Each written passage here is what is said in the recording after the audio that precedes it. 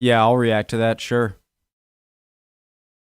Good question. Hey guys, let's learn. What happened with the French of the U.S. after the Louisiana Purchase? I would imagine a gradual... I didn't really think about it because I imagine it was just a gradual exiting of French settlers, eventually going to the port of New Orleans to leave. Maybe some of them stayed. I'm kind of interested now. Let's go. Original link to the video from Knowledge, a great channel, top of the description. If you haven't seen it yet or want to check it out on your own, go right ahead, click on it. Let's go. Let's learn. Did I say my name's Connor? Hi, if I didn't. Hope you're doing well. America paid France. Nice to meet you, even though I can't hear you. Let's go. In 1803, America paid France $15 million for the Louisiana Territory. Yeah, so Russia sold us the amount of land that I realized that we got. So obviously, like the Oregon Territory, Pacific Northwest up here, we were kind of battling it out with the British. I don't think actual physical battles, but just like grandstanding and intimidation stuff, and America just sending people over there to settle the British. And obviously with James K. Polk, President Polk, we got Texas, and we got the American Southwest, California and a lot of this area. But the Russians gave us this because they didn't want the British to have it. And the French gave us this because they were in a war with the British and thought, they needed money, and so they gave us this. So the amount of territory we got just from other countries rathering we have it than the British is pretty astounding. Paid France $15 million for the Louisiana Territory in what was surely one of the best deals of all time. America instantly doubled in size, acquiring territories from the Gulf of Mexico all the way up to Canada, and from the Mississippi to the Rockies. As the French flag was replaced by stars and stripes, Americans cheered, while Louisiana's French colonists looked on glumly. Guys, sorry, I'm pausing too much already. They were thinking the same thing. What do we do now? The French had been in the Mississippi Basin since 1682, but the Louisiana Purchase signified the beginning of America's massive expansion to the west. But what happened to the French who were left in the U.S.? This video is sponsored by BetterHelp. Have you ever felt like you're constantly running on a hamster wheel, trying to keep up with the demands of work and life? There was a time when I was Guys, you can fast forward if you want, but in any of the videos I watch, I make sure to go through their advertisements, their sponsors. It's only right. Had time but for you do what else. you want. Fast forward. I was constantly exhausted, stressed, and on the verge of burnout. It got to a point where I dreaded waking up in the morning, knowing that I had to face another day of endless tasks. My mental health was taking a serious hit. Reaching out to a therapist was one of the best decisions I ever made. Through therapy, I learned valuable strategies for managing my workload, setting boundaries, and prioritizing self-care. If you're struggling with work-related stress and burnout, know that you're not alone. And that's where BetterHelp, the sponsor of today's video, comes in. BetterHelp is an online therapy platform that makes it easy and convenient to connect with a licensed therapist from the comfort of your own home. With BetterHelp, you can have therapy sessions via phone, video chat, or even messaging, depending on what works best for you and your schedule. They have a network of over 30,000 therapists, so you can find the right match for your needs and preferences. And if you feel like your therapist isn't a great fit, you can easily switch to someone new at no additional cost. Don't let work-related stress and burnout control your life. Take the first step towards a healthier, happier you by checking out BetterHelp. Go to betterhelp.com/Knowledgeia or select Knowledgeia at sign up for a special discount off your first month of therapy. For many of them, it was home, and they had no intention of leaving. Some decided to try their luck elsewhere and moved somewhere else in the US or made their way up to Canada. Others sighed reluctantly and simply headed back to Europe. And although the French influence is still highly evident in the Mississippi Valley, the American takeover very much spells the end of France's official presence in the US. Louisiana was first discovered in 1682 by the French explorer René Robert Cavelier de la Salle near the mouth of the Mississippi River. I'm surprised it took that long. I mean, that's 190 years after Columbus. Right? He said 1682? René Robert was discovered in 1682. Yeah, that's surprising. By the French explorer René Robert Cavelier de la Salle near the mouth of the Mississippi River. He coins the name after King Louis XIV and claims the land west of the Mississippi as Louisiana, a territory of France. Louisiana accounted for a massive area of land, which covered over 2 million square kilometers. It stretched all the way from the Great Lakes in the north down to the Gulf of Mexico, and from the Appalachian Mountains in the east to the Rocky Mountains in the west. Louisiana was under French rule from 1682 to 1762, and again from 1801 to 1803, when France finally sold it to the US. It wasn't the first time that France had offloaded Louisiana to someone. Spain was given Louisiana earlier and governed it for 4 decades. When the 7 Years' War broke out in 1756, several European powers fought over territories in the Americas. Britain and France became embroiled in a bitter conflict. Spain also had vested interests in the Americas and eventually came to France's aid. However, Britain's naval power proved too powerful, and France and Spain were left licking their wounds when the war came to a halt in 1763. It was to have a huge influence on the shape of America. In the aftermath, France and Spain were forced to cede huge chunks of their North American territories to Britain. For France, it was Quebec and all land east of the Mississippi, and Spain had to let go of Florida, all to the British. To compensate the Spanish for losing Florida, France gave them Louisiana under the Treaty of Fontainebleau in... Wait, I thought that Andrew Jackson,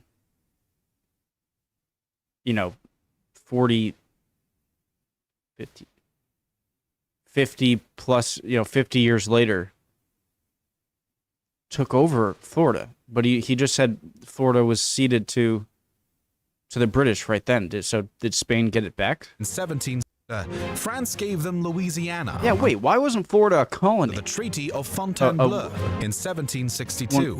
France felt responsible for Spain after the Spanish had come. I'm sorry, guys, just... Florida, all to the British.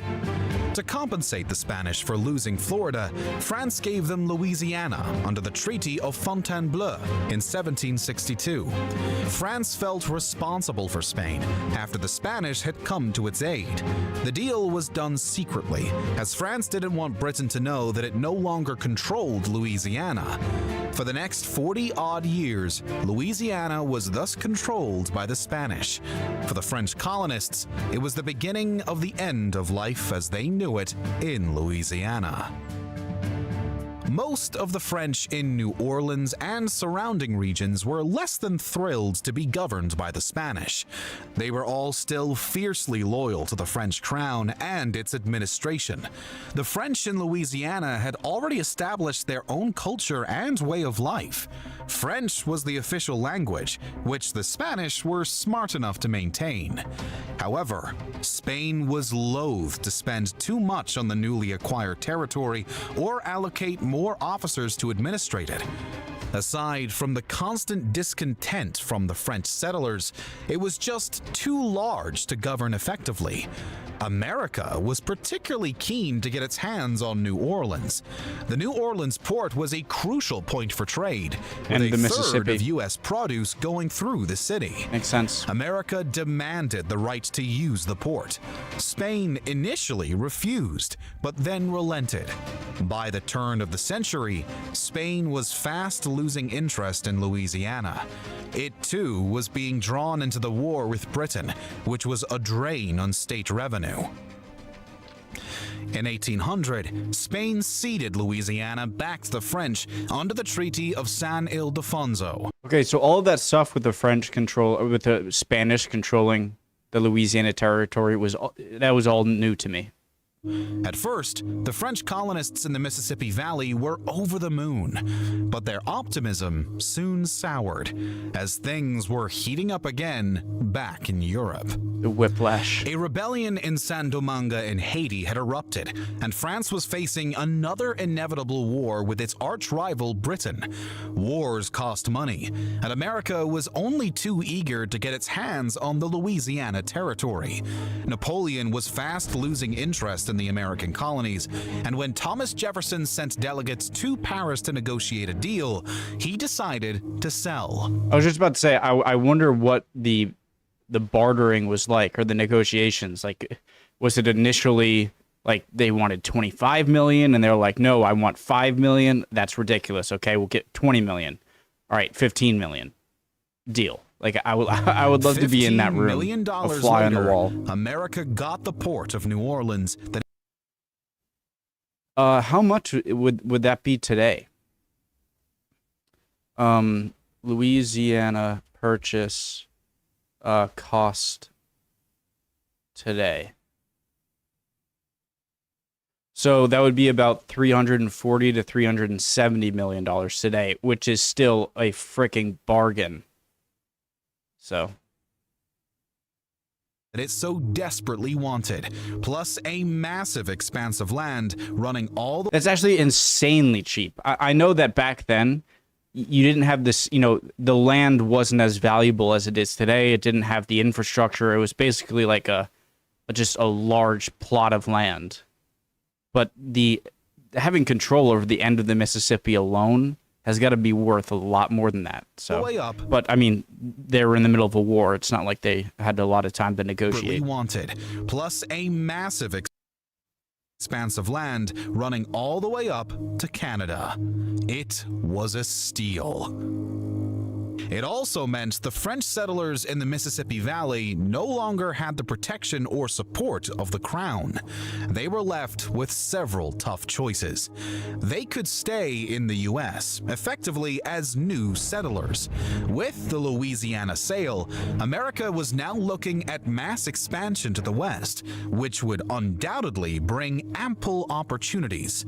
Some of the French were disillusioned. Heading west was certainly a viable option too, because for many, the Louisiana experience had been a tough one. A large portion of Louisiana's original French colonists had been more or less forced to go there. Much of the land surrounding the Mississippi Valley was difficult to cultivate, and it was hard to find volunteers for colonies. France ended up sending convicts or the truly desperate to work as laborers on Louisiana farms and plantations. These included thieves, military deserters, and orphans. The settlers were also given little support from back home, and many would have starved if not for the help of the local natives. The Native Americans were also crucial for the French to ply their trade in furs and deerskins, which were in big demand back in Europe. The French had to establish... Guys, how do you go about communicating with a group of people that, like...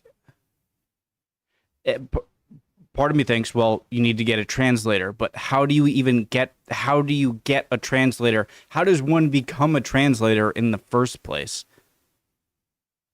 Did they have to grow up in like both areas and just... And so, but before you had that translator, how did you communicate? Just like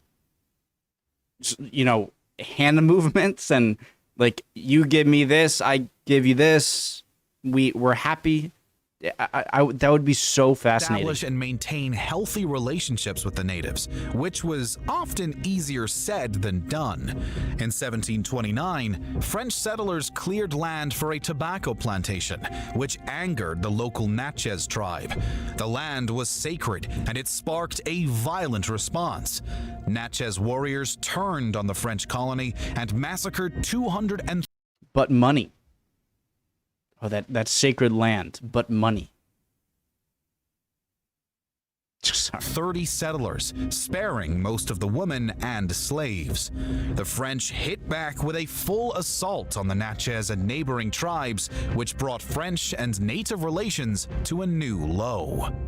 But even if it had been hard going in Louisiana, many French colonists were still optimistic about settling elsewhere in America. Guys, I would love to learn more about, I don't need to learn the history of all of the native tribes, but just in this time period, in the 1700s or 1700s, maybe even 1800s, I'm sure by the 1800s a lot had died out though, or been pushed west or whatnot, or killed.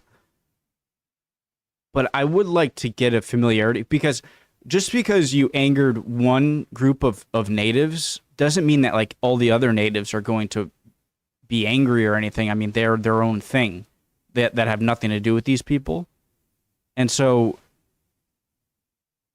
attacking one native tribe would not be the same as attacking another native tribe. Another native tribe might have more alliances and might have larger area, and another one might have much less alliances and a much smaller area. And so as much as I want to think, oh, you attack natives, now these natives over here are going to attack you, but they probably have nothing to do with these natives.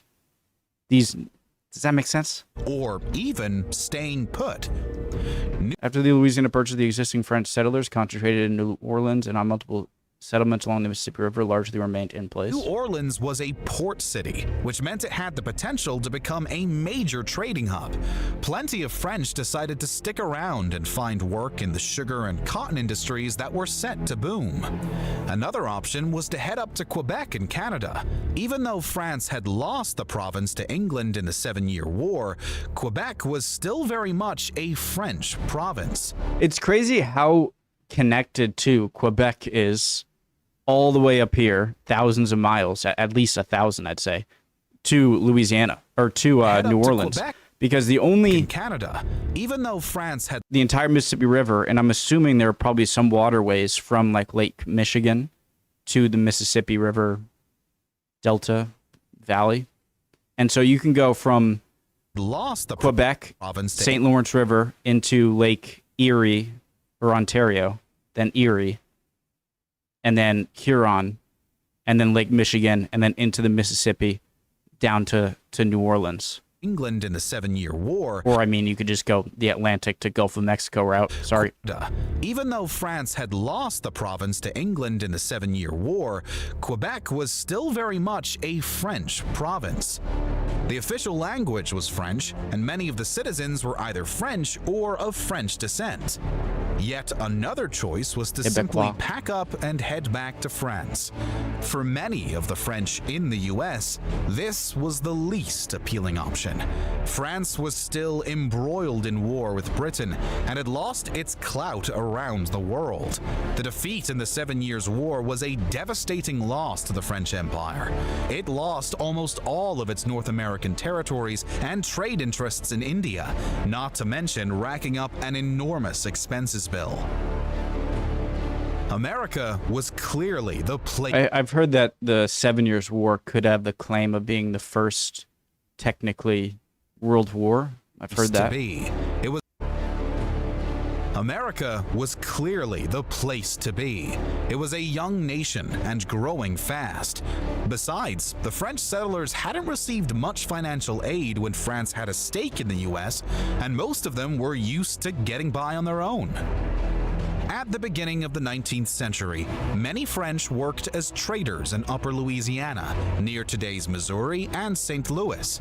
After France withdrew from the United States, many French moved towards the city of St. Louis, which French settlers had helped establish. St. Louis acted as a trading hub because of its convenient location on the Mississippi River. With no government support coming for French farmers in the Mississippi Valley, many moved west, attracted by the city's growth. Okay, that's gotta be exaggerated. There's no way there were this many people, right? In the Mississippi Valley, many moved west, attracted by the city's growth and French culture. Just north of St. Louis, the French colonists had further set up numerous settlements along the upper Mississippi River, around today's Midwest. When the Louisiana Purchase spelled the end of the French reign in America, a lot of the French in this region chose to remain. Well, now that makes a lot of the cities along the northern Mississippi that have a lot of French-sounding names, like Des Moines, Iowa, St. Louis, St. Louis, all brings into perspective. Lucrative trading operations, especially in fur, and saw no reason to leave. Many other French uprooted and headed for America's northeast. Settlers from Louisiana and Quebec had grown frustrated with attempts to farm their lands. Not only was there a lack of arable land, but they faced stiff competition from more productive regions. The American Northeast was growing rapidly. Industrialization and the jobs it provided were drawing more and more people into cities. There were plenty of American French amongst the droves of people headed for the Northeast cities. By far the biggest ethnic group who elected to stay in Louisiana were the Creole people. Although the name Creole had a racial connotation, it was used during the French rule to simply describe anyone born in the New World, as opposed to an immigrant. Creoles were any number of racial backgrounds, but the majority were francophones and had embraced the French characteristics that are still evident in much of Louisiana today. They also spoke Spanish and were integrated with French, native, slave, and Spanish culture.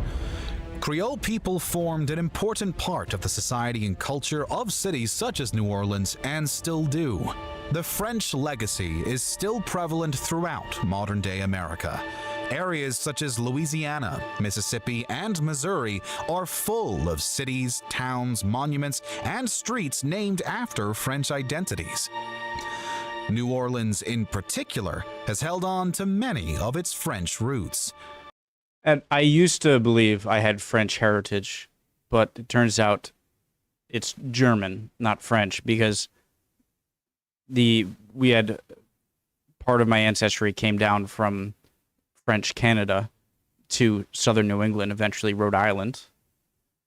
And I just figured they came from France, but it turns out German to French Canada, then down. New Orleans, in particular, so, sadly, I can't claim French ancestry. French roots. From the bustling French Square marketplace to the wild party that is Mardi Gras, the spirit of France is still very much alive in some parts of America. Very interesting. Love y'all. Hope you're all doing well. Would appreciate any answers to my questions I have had, or any comments at all down below. I don't have anything else to say because I asked all of my questions throughout the video. So that's going to be it. Hope everyone's doing well. Hopefully I'll see you guys next time. All right. Bye.